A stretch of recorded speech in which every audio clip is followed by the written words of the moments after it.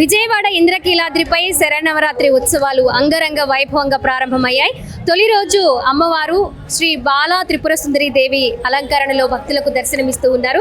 తొలి రోజు కావడంతో భక్తుల సంఖ్య కూడా అధికంగానే కనిపిస్తుంది.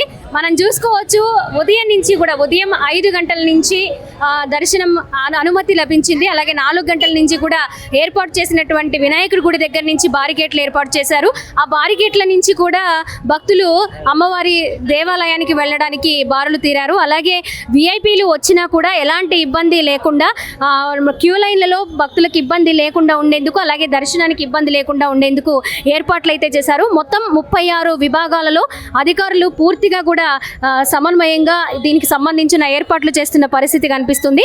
గతేడాది అమ్మవారి ఉత్సవాలు శరన్నవరాత్రోత్సవాలకి దాదాపుగా 14 లక్షల మంది హాజరైనట్లుగా అధికారులు తెలియజేయడం జరిగింది. సో ఈ ఉత్సవాలకి ఈ సంవత్సరం మొత్తంగా 20 లక్షల మంది భక్తులు వచ్చి అమ్మవారిని దర్శించుకునే అవకాశాలు ఉన్నాయని కూడా తెలియజేస్తూ ఉన్నారు అధికారులు. ఇక మొత్తంగా ఉదయం నుంచి కూడా హోంమంత్రి అనిత గారితో పాటు ఇతర మంత్రులు అలాగే ఎమ్మెల్యేలు కూడా అమ్మవారిని దర్శించుకుని మీడియాతో మాట్లాడడం కూడా జరిగింది. మనం చూసుకోవచ్చు, శ్రీ శక్తి పథకం అమల్లో ఉంది. ఉచిత బస్సు ద్వారా అనేక మంది మహిళలు రాష్ట్రం నలుమూలల నుంచి ఉచిత బస్సును ఉపయోగించి అమ్మవారిని దర్శించుకోవడానికి వస్తున్న పరిస్థితి మనకి కనిపిస్తూ ఉంది.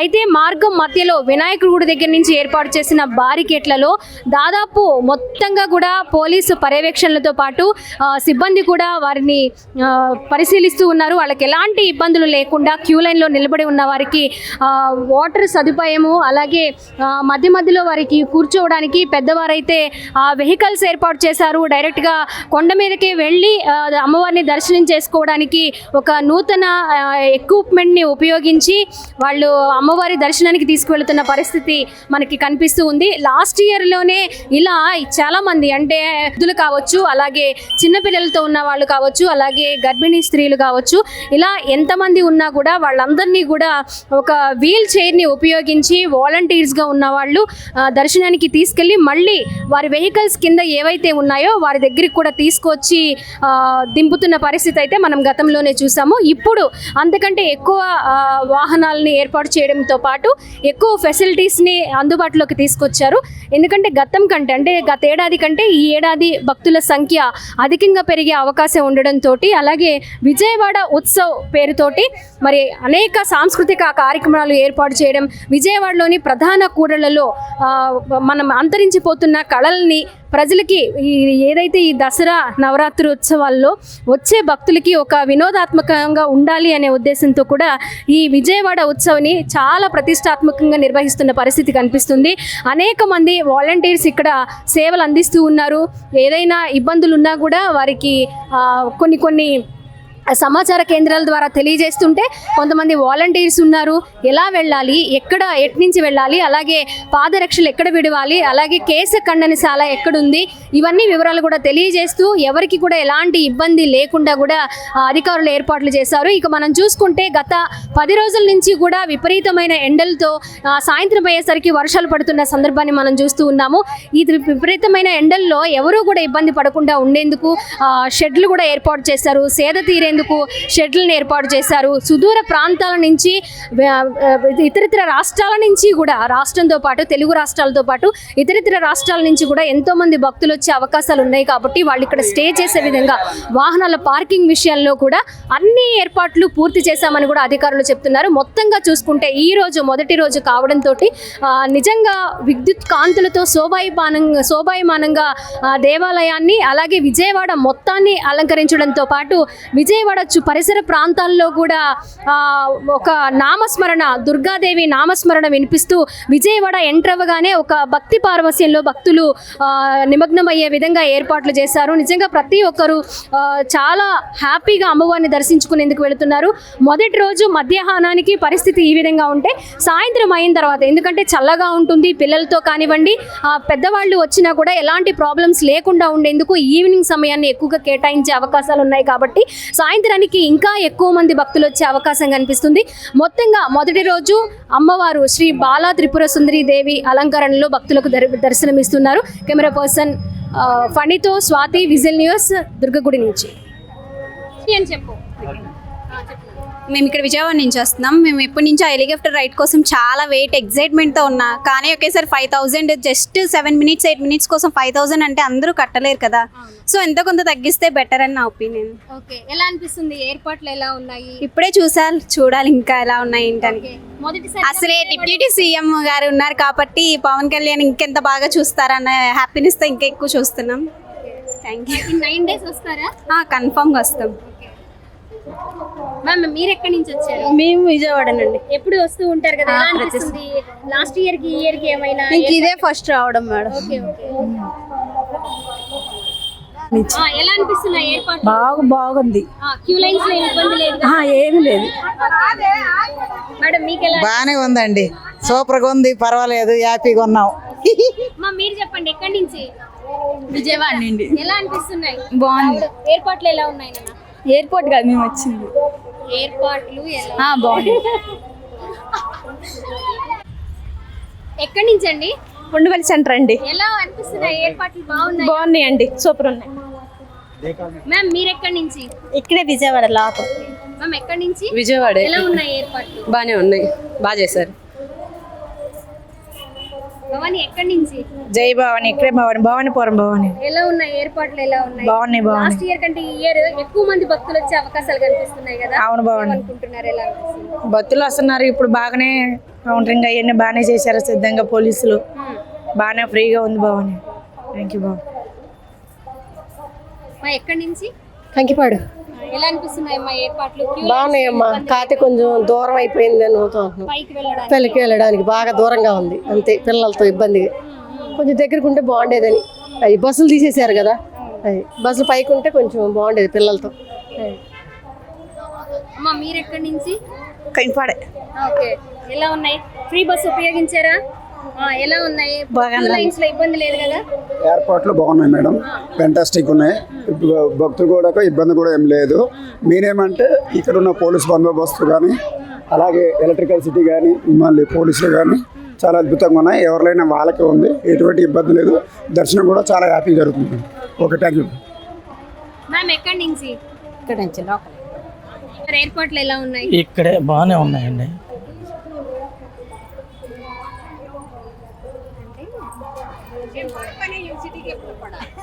అవునా? రండి మేడం, ఏం మాట్లాడడం దుర్గమ్మ దర్శనం ఏర్పాట్లు ఎలా? ఏర్పాట్లు బాగానే ఉండే. రావడం ఎలా అనిపిస్తుంది? చెప్పండి మేడం, వెళ్ళాలి కదా, మేము వెళ్తే బాగుంటుంది. అంతా బాగానే ఉంటుంది, ఏం పర్లా.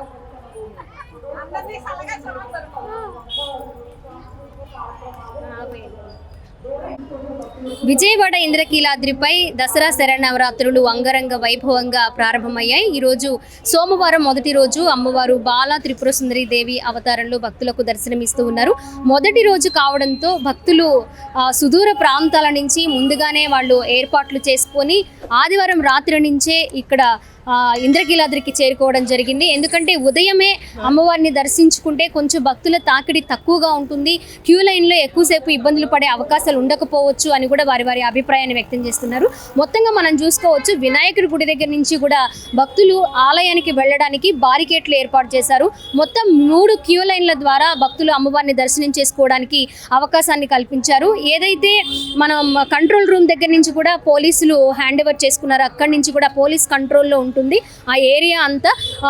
2 వీలర్స్ మాత్రమే ఇక్కడ ఇంద్రకీలాద్రి కానివ్వండి, అలాగే 1 టౌన్ భవానీపురం కానివ్వండి, ఇతర ప్రాంతాలకు వెళ్ళడానికి అనుమతి కల్పించారు. లేదా చుట్టూ తిరిగి అంటే మిల్క్ ప్రాజెక్ట్ దగ్గర నుంచి మార్కెట్, అలాగే మిల్క్ ప్రాజెక్టు, అలాగే చిట్టినగర్ మీదుగా కూడా వారి గమ్యస్థానానికి వెళ్ళే అవకాశాన్ని అయితే కల్పించారు.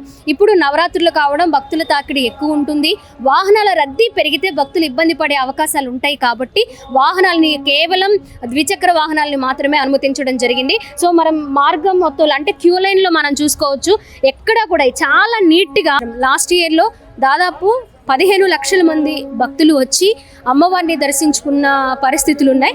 ఈ సంవత్సరం ఏదైతే మైసూర్లో దసరా ఉత్సవాలు ఏ విధంగా జరుగుతాయో విజయవాడలో కూడా దానికి మించిన ఉత్సవాలు అలాగే ఏర్పాట్లు జరగాలి. సుదూర ప్రాంతాల నుంచి కూడా భక్తులు వచ్చి అమ్మవారిని దర్శించుకునే సందర్భంలో ఎలాంటి ఇబ్బందులు ఉండకూడదని చెప్పి ఈ ఏర్పాట్లు అయితే చేస్తున్నారు. అలాగే ఈ దసరా నవరాత్రులు కూడా ఈ రోజు నుంచి అక్టోబర్ 2 వరకు కూడా 22 నుంచి సెప్టెంబర్ 22 నుంచి అక్టోబర్ 2 వరకు కూడా ఈ దసరా ఉత్సవాలు ఏవైతే ఉన్నాయో ఈ 11 రోజులు కూడా విజయవాడ ఉత్సవ పేరుతో కూడా విజయవాడ పరిసర ప్రాంతాల్లో అనేకమైనటువంటి కార్యక్రమాలు, సాంస్కృతిక కార్యక్రమాలు ఏర్పాటు చేస్తున్న పరిస్థితి కనిపిస్తూ ఉంది. ఏదైతే తుమ్మలపల్లి కళాక్షేత్రం కావచ్చు, అలాగే సంగీత ఘంటసాల మ్యూజిక్ కాలేజ్ కావచ్చు, ఇలా మెయిన్ ప్రాంతాల్లో కూడా కొన్ని సాంస్కృతిక కార్యక్రమాలు ఏర్పాటు చేయడం, స్టాల్స్ ఏర్పాటు చేయడం, ఒక ఎగ్జిబిషన్ లాగా పిల్లల్ని దసరా హాలిడేస్లో ఎంటర్టైన్ చేసే విధంగా కూడా కొన్ని కార్యక్రమాలు ఏర్పాటు చేస్తున్నారు. ఎన్నో కళలు, భరతనాట్యం కానివ్వండి, కూచిపూడి కానివ్వండి, బుర్రకథలు కానివ్వండి, అండ్ స్టేజ్ పర్ఫార్మెన్సెస్ అస్సలు మనకి ఇప్పుడు కనిపించట్లేదు. ఇప్పుడున్న జనరేషన్ పిల్లలకి వాటి గురించి తెలియదు. వాటిని తెలిసే విధంగా, అలాగే ఈ దసరా హాలిడేస్ని ఎంజాయ్ చేసే విధంగా విజయవాడ వైభవం అంటే ఏంటి, విజయవాడ దసరా ఉత్సవాలు ఏ విధంగా జరుగుతాయి అనే విషయాన్ని అందరికీ తెలిసే విధంగా ఈసారి దసరా శరన్నవరాత్రులు అంగరంగ వైభవంగా నిర్వహిస్తున్నారు. అందులో భాగంగానే విజయవాడ ఉత్సవ పేరుతో నిర్వహిస్తున్న ఈ సాంస్కృతిక కార్యక్రమాలు కానివ్వండి, హెలికాప్టర్ రైడ్ కానివ్వండి, విజయవాడ అందాలని తిలకించేందుకు హెలికాప్టర్ రైడ్ని కూడా ఏర్పాటు చేశారు. సో ఈ దసరాని అత్యంత వైభవంగా, అత్యంత కోలాహలంగా నిర్వహించేందుకు కూడా ఏర్పాట్లు భారీ ఎత్తున జరిగాయి. ప్రతి ఒక్కరు కూడా విజయవాడ దుర్గమ్మ ఆలయానికి కేవలం తెలుగు రాష్ట్రాలే కాదు, ఇతరితర రాష్ట్రాల నుంచి కూడా లక్షల్లో భక్తులు వచ్చి దర్శనం చేసుకుంటూ ఉంటారు. ఈరోజు మొదటి రోజుకే భక్తుల తాకిడి పెరిగింది. ఎండను కూడా మర్చిపోయి అమ్మవారిని దర్శనం చేసుకోవాలని చెప్పి క్యూ లైన్ల ద్వారా భక్తులు వస్తున్న పరిస్థితి కనిపిస్తుంది. ఇక మహిళల గురించి మాట్లాడుకుంటే శ్రీశక్తి పథకం కింద ఉచిత బస్సు అందుబాటులో ఉంది ఏపీలో. సో సుదూర ప్రాంతాల నుంచి కూడా మహిళలు ఈ 9 రోజులు కూడా అమ్మవారిని దర్శించుకోవాలి. ఈసారి 11 రోజులు వచ్చినాయి కాబట్టి ఈ 11 రోజులు కూడా అమ్మవారిని దర్శనం చేసుకోవాలి అనే ఉద్దేశంతో ఎక్కువగా మహిళలను మనం చూస్తూ ఉన్నాము.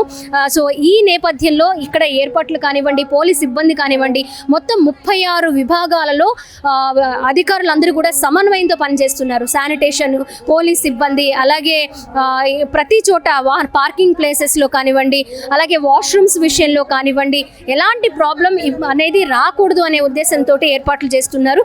మరి మొత్తంగా 4500 మంది పోలీస్ సిబ్బంది కూడా ఈ దసరా శరన్నవరాత్రులకి ఏర్పాట్లు చేస్తూ ఉన్నారు. సో ఈ నేపథ్యంలో ఈ దసరాకి నిజంగా దసరా విజయవాడ ఉత్సవ్ అండ్ దసరా శరన్నవరాత్రులు 9 రోజులు కాకుండా 11 రోజులు వచ్చాయి కాబట్టి అత్యంత ఆనందోత్సాహాల నడుమ అమ్మవారిని దర్శనం చేసుకోవడానికి భక్తులైతే వెళుతూ ఉన్నారు. కెమెరా పర్సన్ ఫణితో స్వాతి, విజిల్ న్యూస్, విజయవాడ నుంచి. సీనియర్ సిటిజన్కి ఏం పెట్టారు? మీరేం కోరుకుంటున్నారు చెప్పండి అమ్మా. మేము మరి అవకాశం ఉన్నంత వరకు మనం ఉన్నాయి కదా వెహికల్స్ పైనుంచి మాకు ఇక్కడ చెప్తుంటే పోలీసు వాళ్ళు మాకేం తెలియదు అంటున్నారు. ఎలాగో నడవలేని వాళ్ళు ఏం మా పరిస్థితి ఏంటి? ఇలాగే పైకి వెళితే మన ఆర్చ్ ఉంది కదా, ఆర్చ్ దగ్గర పెద్దవాళ్ళ కోసం వెహికల్స్ ఉన్నాయి. ఆ వెహికల్ ఎక్కితే మిమ్మల్ని పైకి తీసుకెళ్తారు. అలా కూడా మెట్లు ఎక్కలేకపోతే వీల్ చైర్స్ ఉన్నాయి. వీల్ చైర్స్ ద్వారా వాలంటీర్స్ మరి మాకు అవకాశం ఏర్పాటు చేయాలి కదండి. ఉన్నాయండి, మీరు పైకి వెళ్ళండి, చూస్తాం. ఇప్పుడు మీరు ఏర్పాటు చేసిపోతే మనం మళ్ళీ మాట్లాడండి, అదే చెప్దాం. మళ్ళీ రేపటికైనా ఏర్పాట్లు వచ్చేలాగా చూద్దాం. ఓకేనా? Okay, thank you.